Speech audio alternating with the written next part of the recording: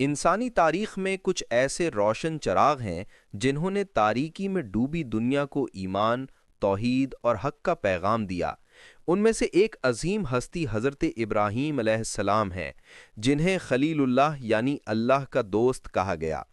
ان کی زندگی کا ہر پہلو ایمان کامل، صبر، استقامت اور دعوت حق کا پیکر ہے۔ حضرت ابراہیم ایسے ماحول میں پیدا ہوئے جہاں بت پرستی عام تھی۔ ان کے ارد گرد کے لوگ لکڑی اور پتھر کے بت تراشتے، انہیں سجاتے اور پھر خود ہی ان کے سامنے جھک جاتے۔ ابراہیم نے بچپن ہی سے اس اندھی تقلید پر سوال اٹھایا۔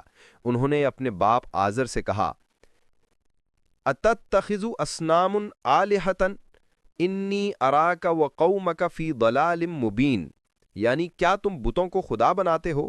میں تمہیں اور تمہاری قوم کو کھلی گمراہی میں دیکھتا ہوں۔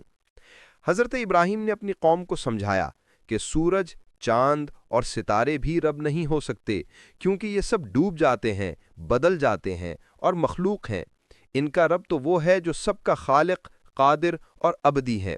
جب نمرود، جو خود کو خدا کہلوانا چاہتا تھا، ابراہیم علیہ السلام کے مقابل آیا تو حق و باطل کا عظیم مناظرہ برپا ہوا۔ ابراہیم علیہ السلام نے دلیل دی کہ میرا رب وہ ہے جو زندگی دیتا اور موت دیتا ہے۔ نمرود نے کہا، میں بھی زندگی دیتا اور موت دیتا ہوں، اور ایک قیدی کو چھوڑ کر دوسرے کو مارنے کا حکم دیا۔ ابراہیم علیہ السلام نے پھر فرمایا، فَإِنَّ اللَّهَ يَأْتِي بِالشَّمْسِ مِنَ الْمَشْرِقِ فَأْتِ بِهَا مِنَ الْمَغْرِبِ، یعنی اللہ سورج کو مشرق سے نکالتا ہے تو اسے مغرب سے نکال۔ نمرود لاجواب ہو گیا۔ دلیل حق کے آگے باطل کی زبان گنگ ہو گئی۔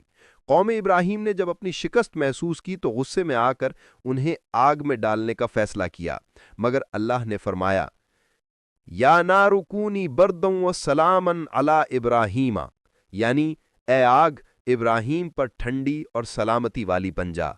آگ ٹھنڈی ہو گئی اور ابراہیم سلامت باہر آ گئے۔ یہ منظر اس بات کا اعلان تھا کہ جب بندہ اللہ کے لیے کھڑا ہوتا ہے تو کائنات اس کے لیے مسخر کر دی جاتی ہے۔ حضرت ابراہیم علیہ السلام کی دعوت حق صرف مناظرے یا معجزے تک محدود نہ تھی، انہوں نے عمل، قربانی اور صبر کے ذریعے بھی توحید کا پیغام زندہ رکھا۔ انہوں نے باطل کے سامنے جھکنے سے انکار کیا، چاہے وہ باپ ہو، بادشاہ ہو یا پوری قوم۔ ان کی زندگی کا ہر لمحہ یہ کہہ رہا تھا کہ ان صلاتی و نسکی و محیای و مماتی للہ رب العالمین، یعنی بے شک میری نماز، میری قربانی، میری زندگی اور میری موت سب اللہ رب العالمین کے لیے ہے۔